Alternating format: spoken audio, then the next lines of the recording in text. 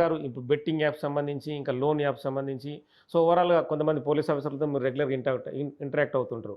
So, వాళ్ళకి మీరేమని motivate చేయగలుగుతారు? అంటే వాళ్ళకు కొన్ని సెక్షన్‌లు కావచ్చు, శిక్షలు పడే నాన్ బెయిలబుల్ కేసులు కావచ్చు. అంటే మనము ప్రతి పోలీస్ ఆఫీసర్ కూడా ప్రోయాక్టివ్‌గా పనిచేయాల్సిన అవసరం ఎంతుంది. అంటే సమాజంలో ఏదో కొత్త రకం మోసం వస్తూనే ఉంటుంది. అది డిటెక్ట్ చేయాల్సిన బాధ్యత పోలీస్ పైన. మళ్ళీ ఓన్లీ క్రైమ్ అయిన తర్వాత కేస్ కట్టడం పెద్ద గొప్పతనం కాదు. అది క్రైమ్ కాకుండా ప్రివెంటివ్ అనేది కూడా ఇంపార్టెంటు. సో, ఆఫీసర్స్ అందరూ కూడా కోరేదేమంటే మీరు కూడా మీ ఏరియాలో జరుగుతుంటావు. ఇలాంటి లోన్ యాప్స్ కావచ్చు, ఇలాంటి బెట్టింగ్ యాప్స్ కావచ్చు. వాళ్ళని కూడా మీరు ఎక్కడెక్కడ నష్టపోయిన వాళ్ళని ఐడెంటిఫై చేసి వాళ్ళ దగ్గర కంప్లెయింట్ తీసుకొని మనం కూడా ఇన్వెస్టిగేట్ చేస్తే ఇది మొత్తం ఈ నెక్సెస్ అంతా బయట వచ్చి మొత్తం ఈ ఒక సమస్యని అరికట్టడానికి మంచి అవకాశం ఉంటుంది కూడా. అదేవిధంగా మీ మంచి పని చేయడంతో మీకు సొంతంగా మంచి పేరు వస్తుంది, ప్రభుత్వానికి కూడా మంచి పేరు వస్తుంది.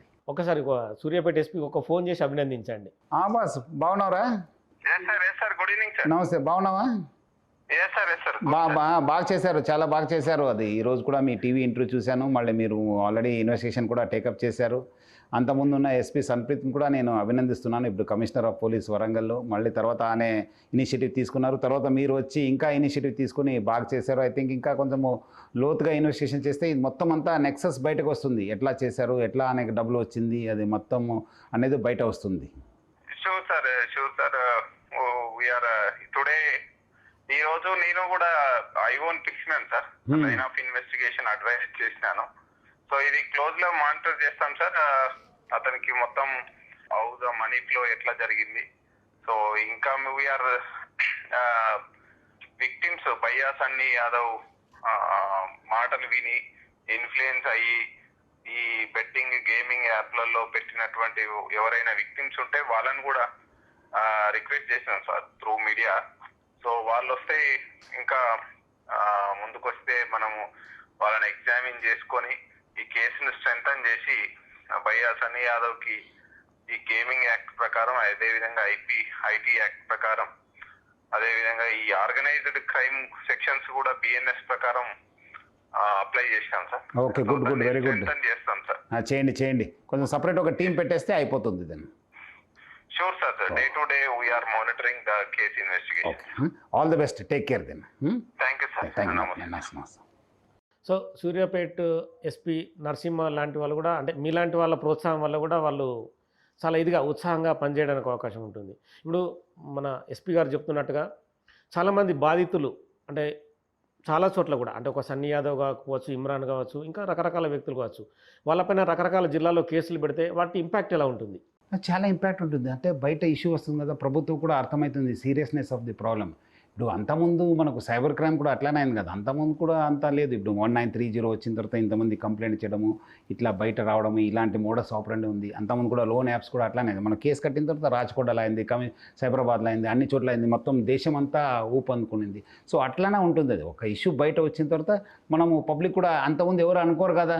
చాలామంది ఈ కేసులు కూడా ఇంకోటి ఏం గమ్మత్ అంటే చాలామంది నష్టపోయానని చెప్పి బయట రావడానికి కూడా ఇష్టపడరు. ఎందుకంటే వాళ్ళు ఏదో పరువు పోతుందని చెప్పి. బట్ అట్లీస్ట్ ఇలాంటి ఇంకా 4 వచ్చారంటే వాళ్ళు కూడా ధైర్యం వస్తుంది, లేదు కూడా నేను కూడా చేయలే, వేరే వాళ్ళు కూడా ఆదుకోవాలనేది కూడా వాళ్ళకు వస్తుంది. అది కూడా వాళ్ళు కూడా మంచి జరుగుతుంది, సమాజానికి కూడా మంచి జరుగుతుంది, మనకు కూడా మంచి ఒక కేసు వచ్చిన తర్వాత ఇన్వెస్టిగేట్ చేయడానికి కూడా ఒక మంచి అవకాశం ఉంటుంది. ఇలా బెట్టింగ్ యాప్లు నిర్వహించే వాళ్ళు మీ అబ్జర్వేషన్ ఎంతమంది ఉండొచ్చు అనుకో? చాలామంది ఉన్నారంటే యాప్స్ ఎక్కడి నుంచి డెవలప్ అవుతావు ఏం తెలియదు కదా, బయట దేశం నుంచి వస్తున్నావు, ఇక్కడ ఉందా ఏమనేది తెలియదు, చాలామంది ఉండొచ్చు.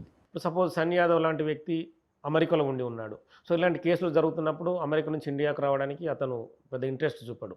అలాంటి వ్యక్తులను పట్టుకురావడం కోసం మన దగ్గర ఉన్న సిస్టమ్ లేదు. మళ్ళీ ఇప్పుడు మనము కేసు ఇన్వెస్టిగేట్ చేయడము, మళ్ళీ మనము ఆయన పైన మొత్తం రుజువు చేయడము, ఎవిడెన్స్ కలెక్ట్ చేసి కోర్టుకు సమర్పించడము, మళ్ళీ ఛార్జ్షీట్ వేయడము, మళ్ళీ సిబిఐతోని కోఆర్డినేట్ చేయడము, సిబిఐ ద్వారా మళ్ళీ ఇంటర్పోల్కి వెళ్ళడము, ఇంటర్పోల్ ద్వారా మళ్ళీ ఆ కన్సర్న్ దేశానికి మనం ఇన్ఫర్మేషన్ పంపడము, ఆయన ఎక్కడ ఉన్న లొకేషన్ చేస్తే అక్కడ పోలీసు మన సహకరించి అక్కడ పట్టుకున్న తర్వాత మళ్ళీ మనకు ఇంటర్పోల్కి ఇన్ఫార్మ్ చేసి ఇంటర్పోల్ నుంచి సిబిఐకి, సిబిఐ నుంచి మనకు మన నోడల్ ఏజెన్సీ ఇక్కడ సిఐడి ఉంటుంది, ఆ సిఐడికి ఇన్ఫర్మేషన్ చేసిన తర్వాత దెన్ ఆయన తీసుకోవడానికి అవకాశం ఉంటుంది. అది ఎక్స్ట్రడిషన్ పాలసీ ఒక పెద్ద ప్రాసెస్.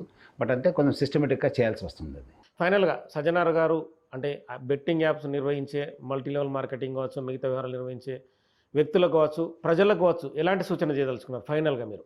ఇప్పుడు వాళ్ళకి కఠిన శిక్షణ ఇస్తున్న వార్నింగ్ కావచ్చు, వీళ్ళకి సేఫ్ సైడ్ కావడానికి సూచన కావచ్చు. సో ముఖ్యంగా ప్రజలను కూడా కోరుతున్నాను, డబ్బులు ఊరికే రావు, మీరందరూ కూడా కష్టపడితేనే డబ్బులు వస్తావు. వేలాది సంవత్సరం నుంచి చాలామంది చేసుకుంటూ వచ్చినారు, ఇట్లా మీరు చేస్తే మనకు చాలా డబ్బులు వస్తుందని చెప్పి. ఇప్పుడు మనకి ఇంకా ఈ టెక్నాలజీ పెరగడంతో ఇంకా మోసం చేయడానికి మంచి ఎక్కువ అవకాశం దొరికింది ఫ్రాడ్స్టర్స్కి. మీరందరూ కూడా అర్థం చేసుకోవాలి, డబ్బులు ఊరికే రావు, కష్టపడితేనే డబ్బులు వస్తుంది. మీరెవరు కూడా బెట్టింగ్స్ యాప్స్ కావచ్చు, అదేవిధంగా మీ మల్టీ లెవెల్ మార్కెటింగ్ ఫ్రాడ్స్ కావచ్చు, మన ఆన్లైన్ ఫ్రాడ్స్ కావచ్చు, మీరందరూ కూడా దాని నుంచి దూరం ఉండాలని చెప్పి నేను కోరుతున్నాను. మీరందరూ కూడా ఎందుకంటే చాలామంది ఇప్పుడే ఆల్రెడీ నష్టపోయినారు, చాలామంది ఫ్యామిలీస్ కూడా చాలా ఛిద్ర అయినారు. మీరు ఆ పరిస్థితి తెచ్చుకోవద్దు. మీరు ఆల్రెడీ డౌన్లోడ్ చేసుకుని ఉంటే మీరు కూడా ఇమీడియట్లీ డిలీట్ చేయండి.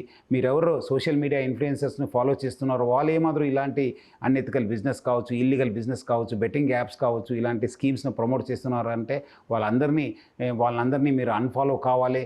మీరు రక్షించుకోవాలి. ఎందుకంటే ఆయన డబ్బులు సంపాదిస్తారు, అని మంచి ఎంజాయ్ చేస్తారు. ఈరోజు ఆ దేశానికి వెళ్తారు, ఈ దేశానికి వెళ్తారు, పెద్ద కార్ కొంటారు, పెద్ద బిల్డింగ్ కడతారు, టూ వీలర్ని కాల్ చేస్తారు, విసిరేస్తారు డబ్బులు. అదంతా ఆయన కోసం. మనకు మాత్రం ఏం రాదు. సో మీరు అందరూ కూడా అర్థం చేసుకొని, సో అందరూ కూడా say no to betting apps. అందరూ కూడా ఈ ఒక ప్రజల్లో అవేర్నెస్ తీసుకోవడానికి వాళ్ళు ఒక సోషల్ రెస్పాన్సిబుల్గా ఫీల్ అయ్యి అందరూ కూడా కలపాలని చెప్పి నేను కోరుతున్నాను.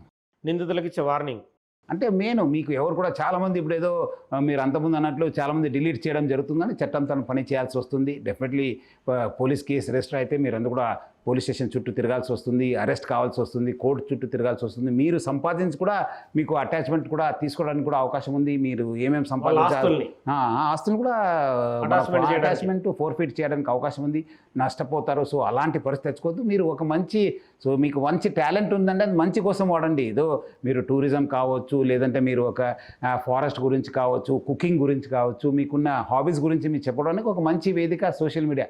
బట్ ఎవరో వచ్చి మీకు ప్రలోభ పెట్టి ఇలాంటి చేస్తారంటే అది కాదు.